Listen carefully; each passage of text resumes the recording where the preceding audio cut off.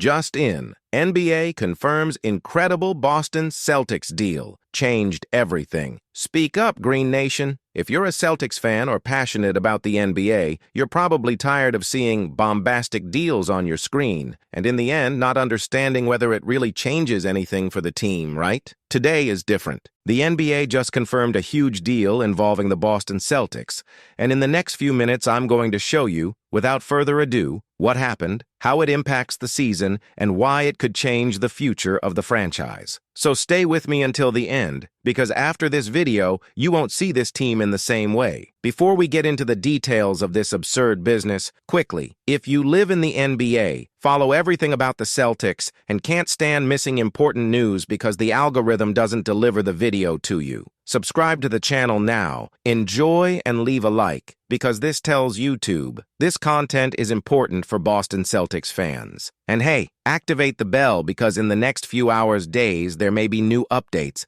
and I'll bring everything here firsthand so you don't only find out later on Twitter or from a friend in the group. Once that's done, let's continue, because now I'm going to show you step by step what the NBA confirmed, how this deal affects the squad, the season, and most importantly, what this means for the future of the Boston Celtics. Let's go. When we look at the Boston Celtics today, it's impossible not to feel that the team is experiencing one of those moments when everything seems to point to something big. The victories, the way the squad fits together, the trust in the stars, the consistency at both ends of the court. All of this builds the feeling that the franchise is, in fact, prepared to seriously fight for another title. But behind this encouraging scenario, there is a question that insists on returning. Is the rotation of pivots really ready to face the weight of a title campaign, or is there still one piece missing to make this big box proof of any challenge? It is based on this doubt that I want to talk to you here today, as if we were face to face, talking about basketball calmly, analyzing the team we follow game after game. Because it's not just about praising what already works, but about looking closely at what could, up front, make the difference between getting close and, in fact, lifting the trophy. Boston experiences a different climate. The city already knows the feeling of seeing competitive teams. It has become accustomed to strong campaigns,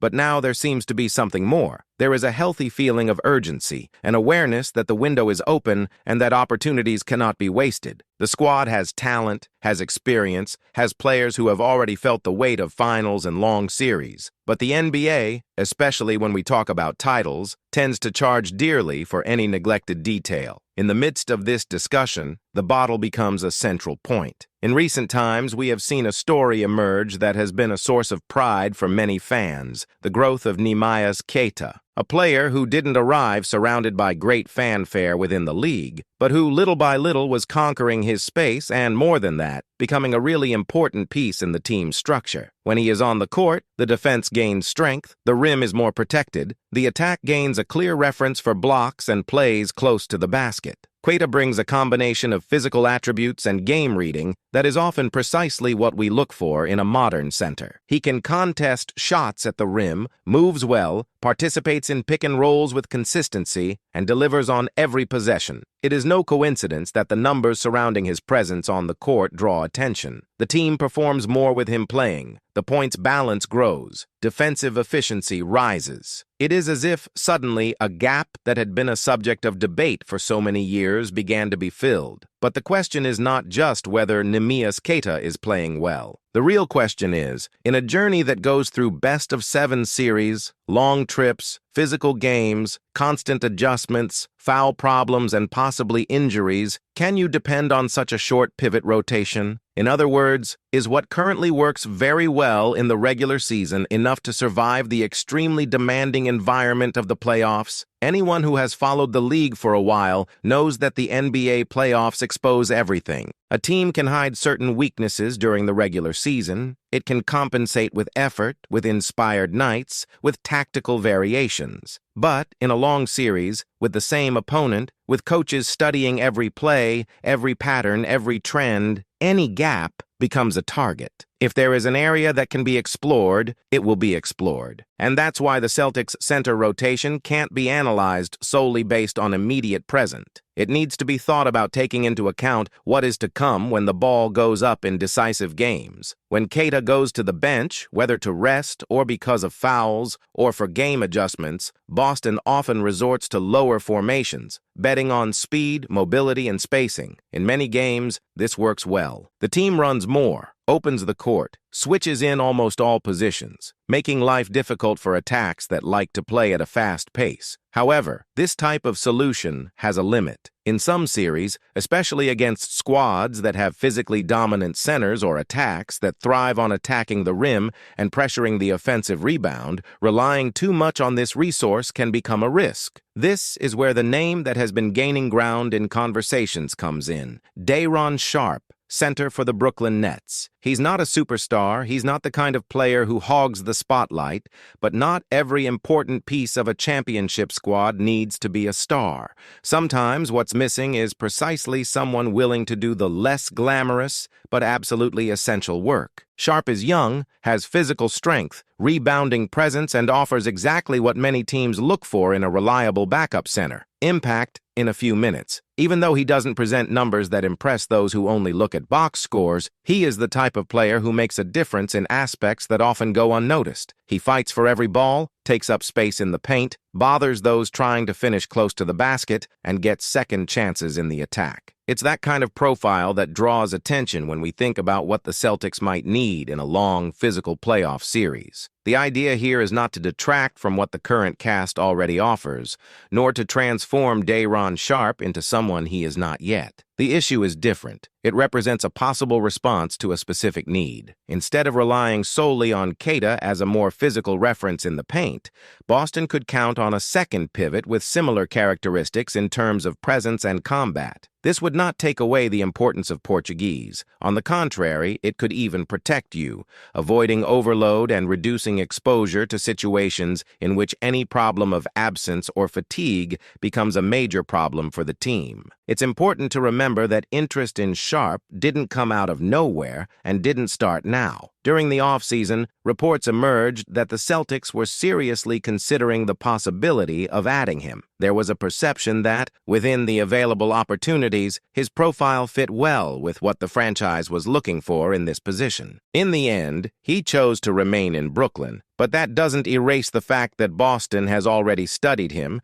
has already evaluated his game, has already imagined how he could be used within the system. Now, as December 15th approaches, an important milestone in the league calendar, the possibilities for exchanges are expanding. Many players who signed new contracts in the offseason are now eligible for exchange, and with this, conversations that were previously only hypothetical take on a more concrete shape. And it is in this context that Sharpe's name appears again with force. Boston is not in a position to despair, and that's important to say. The franchise does not need to make a move at any cost. On the contrary, the team finds itself in a relatively comfortable situation, with positive results on the court and with room to make specific adjustments. Furthermore, the Celtics have valuable assets to negotiate: draft picks, a large trade exception, and contracts that allow some flexibility in conversations. This puts the board in a position to be able to carefully choose the type of movement that really makes sense. When we think about a possible deal involving Sharpe, the question is not just, is he good or not, but rather, does he solve a real problem for the cast? And what is the price of this solution? It is always a balance. On the one hand, what is gained in depth and security. On the other, what is delivered in terms of future assets or space for other opportunities. The Celtics front office, led by Brad Stevens, has shown a pattern of well-calculated decisions, avoiding impulsive moves and always seeking to keep the franchise competitive in the present without completely compromising the future. This is why the discussion around Sharpe is so interesting. He is not the type of name that can change a franchise alone, but he is the type of player that can change the level of a specific sector. In a long series, having someone capable of physically holding down an opposing center, competing for rebounds with consistency, and allowing the team to maintain its defensive level even when the starter is off the court can be the difference between controlling a match or constantly living under pressure in the paint. At the same time, it cannot be ignored that the figure of Neemias Queta has symbolic force within this context. He represents a player who conquered his space with work, with patience, with evolution. There's something very special about seeing someone making the most of an opportunity and becoming a relevant player on a team that's fighting for big things. Any movement in the internal sector needs to respect this process. It needs to be thought of not as a replacement, but as a complement. Instead of imagining a scenario in which one pivot arrives to take the other's place, it makes more sense to design a rotation in which both share responsibilities, alternating depending on the opponent, the moment of the game,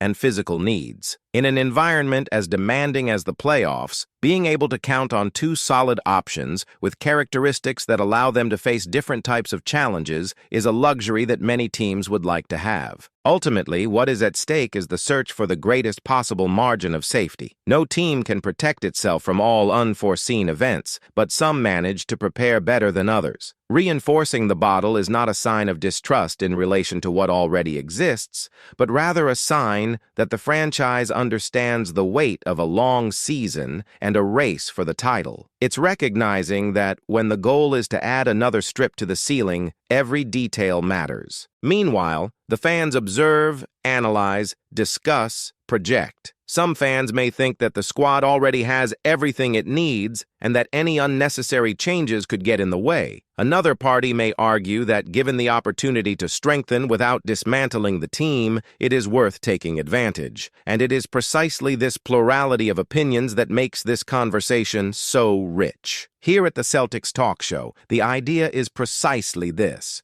to look at the team with affection, but also with a critical sense, understanding how much each decision can influence the team's path. As time passes and the exchange market heats up, it is natural for new information to emerge, for other names to appear, for scenarios to change. Perhaps Sharpe will once again become just a name on a list of possibilities. Perhaps negotiations will advance. Maybe Boston decides to keep everything as is. What doesn't change is the fact that the franchise is at a time where it needs to be as careful as it is ambitious. It's not about acting on impulse, but about acting with conviction when the right opportunity arises. What can be said now is that the discussion about pivot rotation is legitimate. It's not an exaggeration, it's not alarmism. It's a natural analysis of a team that dreams big and knows that, to turn that dream into reality, it needs to be prepared to face any type of opponent, in any type of series, under any type of pressure. Having depth in the paint, having answers for different styles of play, having security even when Plan A cannot be used at a given moment, all of this is part of building a champion squad.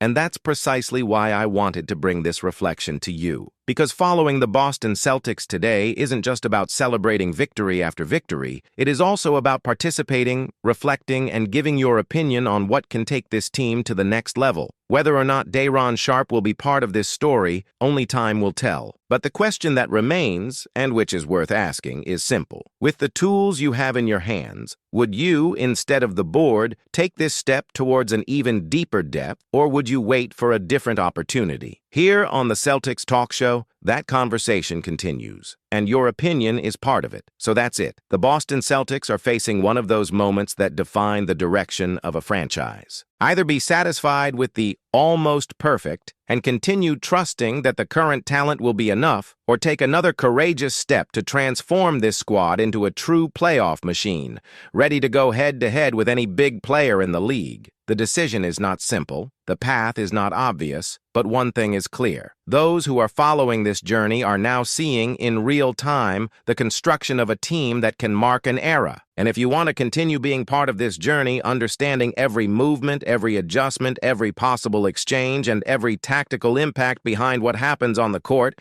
I have a direct invitation for you. As soon as this video ends, go to the pinned comment and click on the Celtics Analysis playlist. There I delve deeper into these discussions, break down the game, explain the franchise's decisions, and take you even deeper into the tactical and strategic universe of the Boston Celtics. Don't leave it for later. If you've made it this far, it's because you take this team seriously. So go down to the pinned comment, click on the Celtics Analyses playlist, and continue with me on this marathon towards track 18.